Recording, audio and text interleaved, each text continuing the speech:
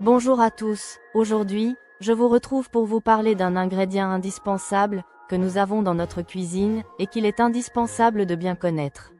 D'une poudre blanche que nous avons tous dans notre cuisine. Regardez bien cette poudre blanche. Elle est dans votre cuisine, dans votre pain, dans vos gâteaux, et même dans vos sauces. C'est l'aliment le plus utilisé au monde, et pourtant, on ne sait presque rien sur elle. La farine. Est-ce juste du grain écrasé? Est-ce un poison moderne ou un super aliment ancestral?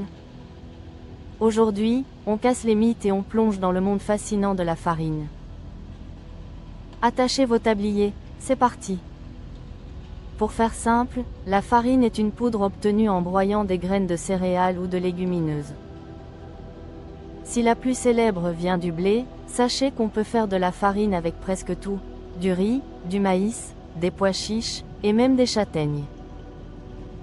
Mais attention, toutes les farines ne se valent pas. Vous avez sûrement vu des codes comme T45 ou T80 sur les paquets. C'est le taux de cendre. Plus le chiffre est petit, plus la farine est blanche et pure, parfaite pour les gâteaux. Plus il est grand, plus elle contient l'écorce du grain, ce qui la rend plus riche en fibres et meilleure pour la santé. Tout commence dans un champ. Le blé, par exemple, aime le soleil et une terre bien drainée. Après des mois de croissance, les épis deviennent dorés. C'est le signal de la récolte. Une fois récoltés, les grains passent par le moulin. Autrefois, on utilisait de grandes meules de pierre. Aujourd'hui, des cylindres d'acier ultra modernes séparent le grain de son enveloppe, le son, et de son cœur, le germe. C'est une véritable chorégraphie mécanique qui transforme une graine dure comme de la pierre en une poudre douce comme de la soie. La farine, c'est le ciment de la cuisine. Son secret? Le gluten. C'est une protéine qui, au contact de l'eau, devient élastique. C'est grâce à lui que le pain lève et que la brioche est filante.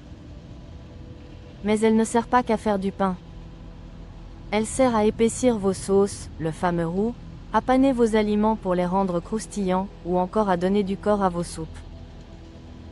Sans elle, la gastronomie mondiale s'effondre. Alors, la farine est-elle dangereuse? Parlons franchement. La farine blanche, ultra transformée, a un indice glycémique élevé, ce qui signifie qu'elle fait monter votre sucre rapidement. Si on en abuse, c'est pas l'idéal. En revanche, les farines complètes ou semi-complètes sont des mines d'or. Elles contiennent du magnésium, des vitamines B et des fibres qui aident à la digestion.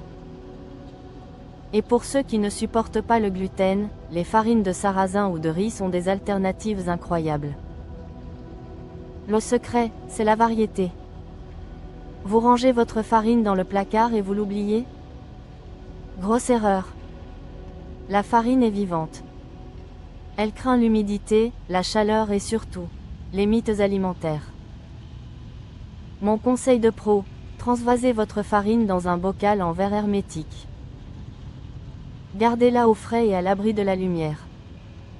Si vous utilisez de la farine complète, sachez qu'elle rancit plus vite à cause des graisses naturelles du grain. N'hésitez pas à la mettre au frigo si vous ne l'utilisez pas souvent. Recette, 3 idées express. Pour fêter la farine, voici 3 idées rapides. Les pancakes nuages, farine, œufs, lait et une pointe de levure. Simple, efficace. La sauce blanche inratable. Faites fondre du beurre, ajoutez de la farine, puis du lait progressivement. C'est la base de tout. Le pain cocotte sans pétrissage. Mélangez farine, eau, sel et levure, laissez reposer une nuit, et hop au four dans une cocotte. Le résultat est digne d'un boulanger. Au-delà de la cuisine, choisir sa farine est un acte engagé. Aujourd'hui, on voit fleurir de plus en plus de petits moulins artisanaux qui travaillent avec des variétés de blé anciens.